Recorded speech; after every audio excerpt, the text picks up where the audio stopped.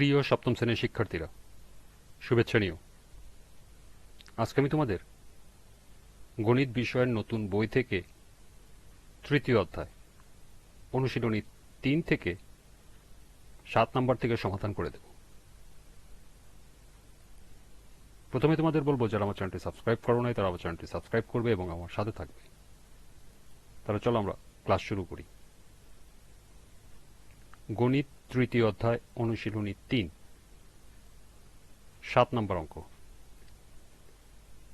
নিচে কয়েকটি ত্রিভুজাকার ক্ষেত্রের ভূমি ও উচ্চতা দেওয়া হলো। ত্রিভুজাকার ক্ষেত্রের ক্ষেত্রফল নির্ণয় করো। লক্ষ্য করো, এখানে দুটি অঙ্ক দেওয়া আছে। কতে দেওয়া আছে ভূমি ১০ মিটার ও উচ্চতা ৬ মিটার। ক্ষতে দেওয়া আছে ভূমি ২৫ সেন্টিমিটার, উচ্চতা ১৪ সেন্টিমিটার।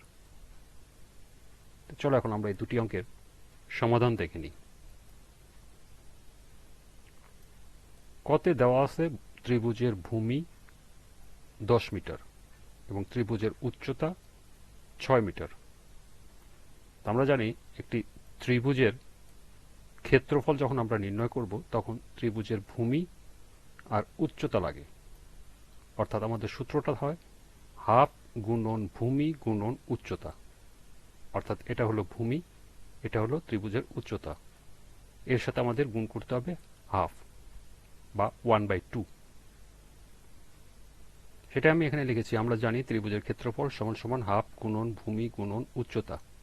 তাহলে আমরা হাফ বসাবো, ভূমির জায়গায় লিখব ১০ মিটার এবং উচ্চতা ৬ মিটার। আমরা যদি ২কে ১০ দিয়ে কাটি তাহলে ৫ দুগুণী ১০, তাহলে ৫×৬ = ৩০ বর্গ মিটার। নির্ণয়ের ক্ষেত্রফল ৩০ বর্গ মিটার।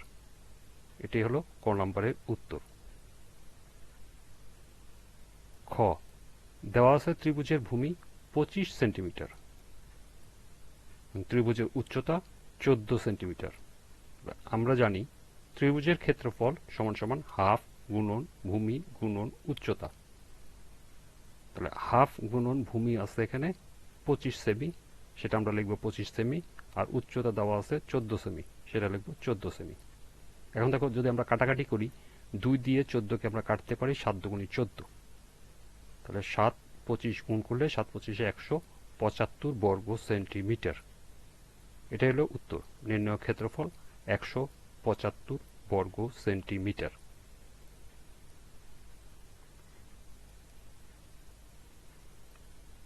৮,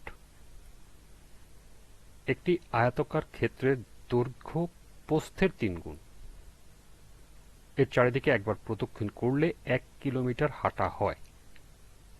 আয়তাকার ক্ষেত্রটির দৈর্ঘ্য ও প্রস্থ নির্ণয় করো।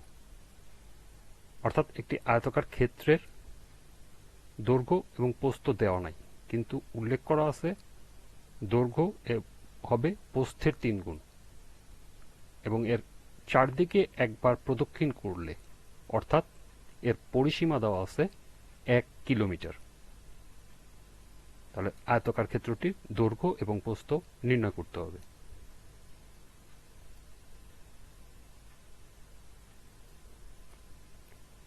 মনে করি আয়তাকার ক্ষেত্রের প্রস্থ পি মিটার। এটা আমরা ধরে নেব। তোমরা এখানে ক, খ, গ যে কোনো কিছু ধরে নিতে পারো। সুতরাং আয়তাকার ক্ষেত্রের দৈর্ঘ্যটা হবে কি? আমাদের প্রশ্নে বলা আছে প্রস্থের ৩ গুণ। অর্থাৎ প্রস্থ যদি পি হয় তাহলে দৈর্ঘ্য হবে ৩ মিটার। তাহলে আমরা জানি কি আয়তাকার ক্ষেত্রের পরিসীমা সমান সমান ২ গুণন দৈর্ঘ্য যোগ প্রস্থ।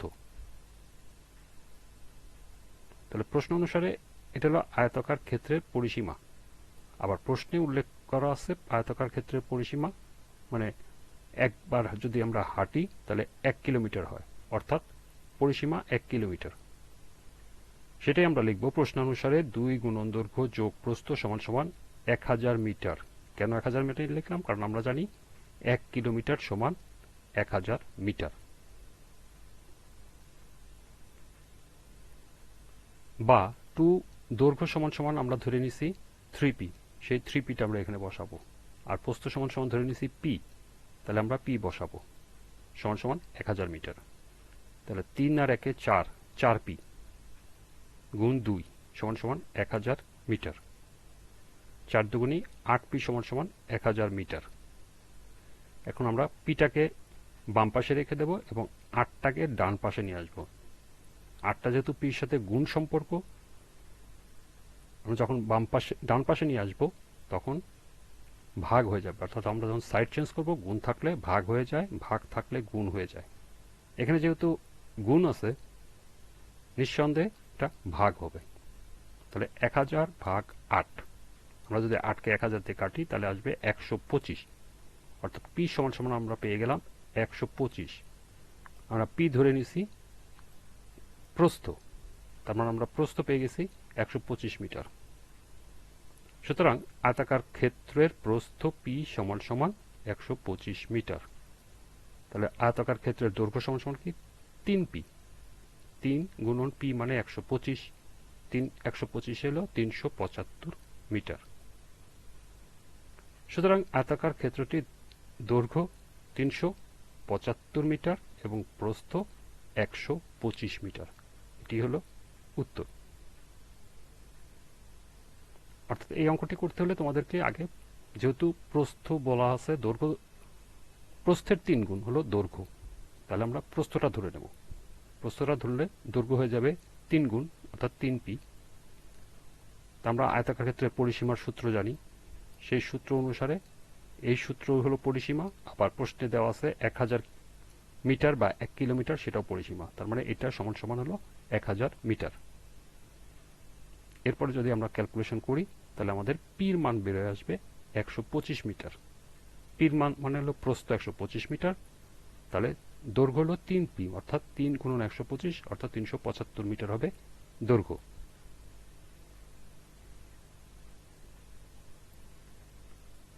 এই ছিল অনুশীলনী 3-এর 7 এবং 8 নম্বর অঙ্কের সমাধান।